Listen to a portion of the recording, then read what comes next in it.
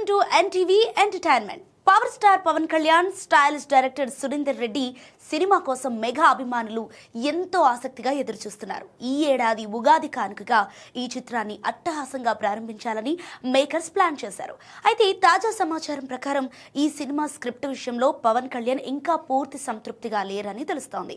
రచయిత వక్కంతం వంశీ, దర్శకుడు సురేందర్ రెడ్డి కలిసి సిద్ధం చేసిన కథ పవన్ కళ్యాణ్ కు మొదట్లో నచ్చినప్పటికీ ఫుల్ నెరేషన్ విన్న తర్వాత ఆయన కొన్ని మార్పులు సూచించారట. ఇప్పటికే 2 సార్లు సురేందర్ రెడ్డి పవన్ ను కలిసి కథను వినిపించారట.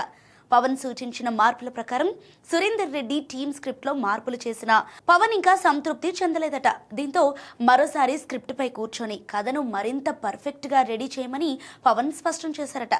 పవన్ కళ్యాణ్ ఈ ఫైనల్ నెరేషన్ తో పూర్తిగా కన్విన్స్ అయిన తర్వాతే ఈ ప్రాజెక్ట్ పట్టాలెక్కనుంది.